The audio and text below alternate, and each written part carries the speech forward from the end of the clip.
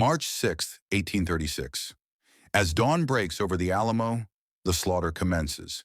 This letter, composed amidst the ashes of that day, was never intended for your eyes. A Mexican officer finally speaks, recounting the 50,000 bullets that were fired, the surrender flags that were met with bayonets, and a legendary American who, alive at the conclusion of the battle, was dragged before Santa Anna himself. He reveals the truths that the screams no textbook records conceal, including the reality of Travis' last stand, Bowie's fate, and the 7 prisoners who pleaded for mercy while Mexico's own officers turned their backs.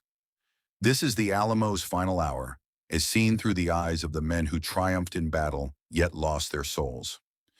Before we proceed, please remember to like and subscribe to our channel to support our community. Therefore, to mitigate the escalating toll, I urged and General Cos commanded a ceasefire. However, Bugler Tamayo's calls were in vain. The firing only ceased when there were no longer any left to kill, with 50,000 cartridges expended. Let the skeptic count the spent cartridges, which I estimate to be 50,000, and judge for himself. Among the defenders were 30 or more settlers. The rest were buccaneers, accustomed to danger and indifferent to death, who fought with fierce determination. In my view, their courage warranted the clemency that a few sought in their final moments. Others, who did not understand our language, could not plead for mercy. Indeed, when these men witnessed their leaders fall and saw the overwhelming numbers advancing, their resolve began to waver. Some, in barely comprehensible accents, cried out in desperation, "Quarter, valiant Mexicans!"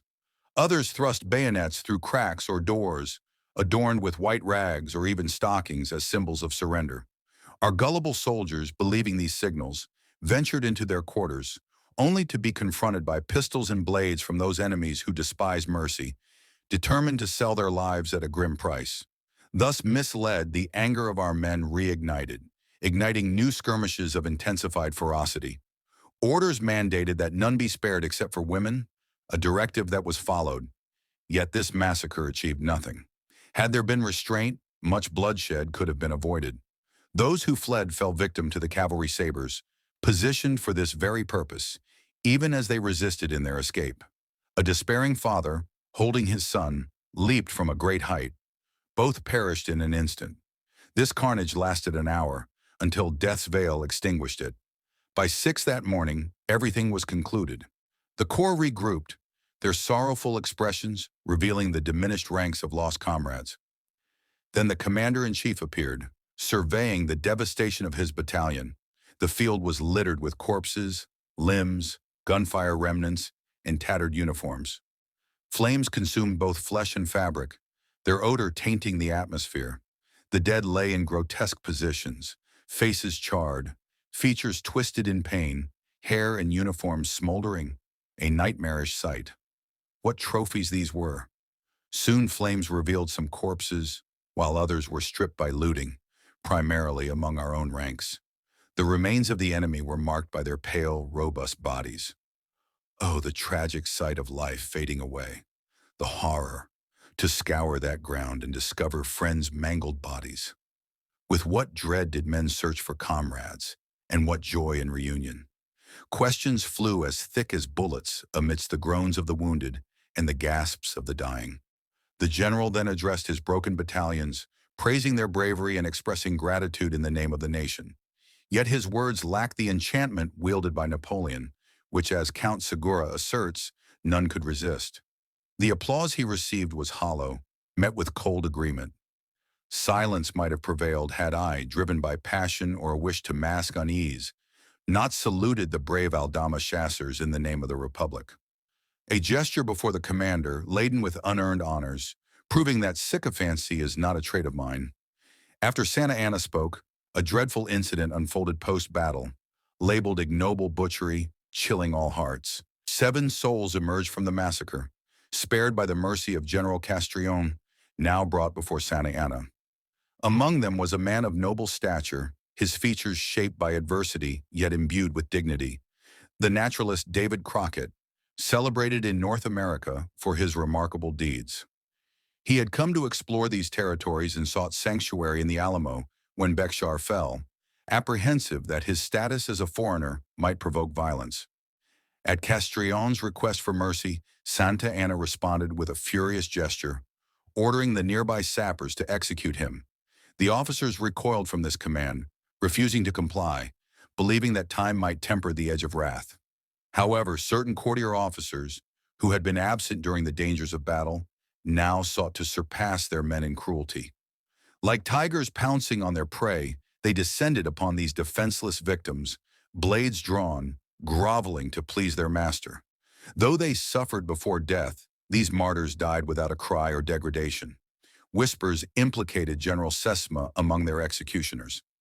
I cannot attest to this, for I averted my gaze, repulsed by the brutality. Comrades, do you remember that dreadful hour, our souls trembling with the thirst for vengeance, mere moments before? Does righteous anger not still ignite your hearts against those who so basely tarnish their steel? For me, the memory still sends chills through my veins. Their anguished cries resonate even now. What benefit was derived from this sacrifice? What victory achieved through further slaughter? Blood was paid dearly for nothing. It would have been better had these men traversed paths laid with their brethren's corpses, pardoned, and tasked with warning their kin of our strength and their folly. Let them have carried tidings of the inevitable doom awaiting those who cling to unjust rebellion. According to documents retrieved from the deceased and subsequent intelligence, the Alamo garrison consisted of 182 souls. Yet our count reached 253. Indeed, the actual number was neither close to either figure, nor did it approach the 600 corpses our commander claimed were buried in trenches alone. What was the purpose of this deception? Some viewed it as an exaggerated defeat, while others considered it a soothing explanation for our significant losses. Death united friends and enemies alike.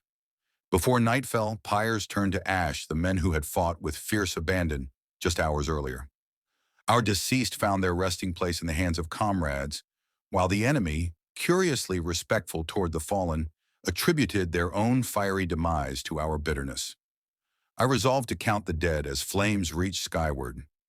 When tranquility allows for contemplation, what sorrowful thoughts invade the reflective mind surveying that battlefield? Should one be criticized who, having risked his life for duty, now expresses his feelings in a charitable manner? Reflections after the assault, even days later, were not without value. Questions were plentiful. Why was there no breach made? What was the purpose of our cannons remaining silent at a critical moment? Why were we forced to scale walls like larks taking flight? Why, in allowing sacrifice, did no one consider our lack of surgeons? Why were lives wasted in a forsaken, hostile territory with irreplaceable losses overlooked? Such reasoning led to further inquiries, for the fall of the Alamo brought no victory, but rather a shroud of defeat. Bexar resonated with cries of sorrow. Each fallen officer rekindled grief and blame. Late arrivals joined in our condemnation, although some, oddly, lament their absence, for even reluctant compliance earns the laurels of glory. All military scholars agree. Battle is the last resort. To this truth, I adhere. They assert that where there are means to conquer through the science of combat, such a path must be taken. Civilization has refined humanity. Barbaric methods which kill multitudes in the briefest moments are justly despised. Mass slaughter tactics that obliterate entire armies in a single blow are cast aside.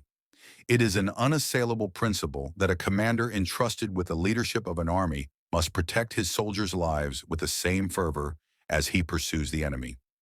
Military theorists and ethicists universally agree that a general who conserves the lives of his troops is a savior of his nation, while one who recklessly sacrifices them is a butcher of his compatriots. One historian narrates how Louis XIV, on his deathbed, found no comfort for the rivers of blood shed under his command. Even the priests of Turin, equipped with the soothing power of religion, could not ease his tormented spirit. Indeed, the empty pursuit of glory cannot suppress the guilt that arises from unnecessary slaughter. Where General Santa Anna, faced with the mountain of Mexican corpses lost in his revolutions and poorly conceived battles, might even feel a twinge of remorse in his hardened heart. The most esteemed military leaders have quaked at the moment of battle, not out of fear for their own lives, but for the lives and trust of those entrusted to them. However, ignorance, which sees nothing, fears nothing. Some of our generals, particularly the conqueror of the Alamo, have rejected these principles. Throughout his extensive career, he has disregarded both principle and wise counsel, acting solely on impulse. He has recklessly wasted the lives of soldiers, tarnished the Republic's honor, and disrespected the dignity of her arms. Feeling secure in his impunity, indeed in his triumph, for defeat only enhances his reputation as long as it serves his factional interests. The fires raged for hours. When the ashes settled, Santa Anna proclaimed victory. Yet in the words of this officer, tormented by guilt, we discover no triumph, only a cautionary tale etched in bone and blood. He had the audacity to question everything. Why attempt to scale walls when the cannons remained silent? Why execute prisoners who had surrendered? Why force fathers to leap to their deaths while clutching their children? And what of David Crockett, the legendary figure who emerged from the wilderness? Did he truly perish in battle? Or did he stand resolute before Santa Anna, a foreigner denied both mercy and a warrior's death? This letter articulates what history has concealed, that genuine courage lies not in dying for a flag, but in questioning whether the flag is worth dying for. Santa Anna may have claimed victory at the Alamo.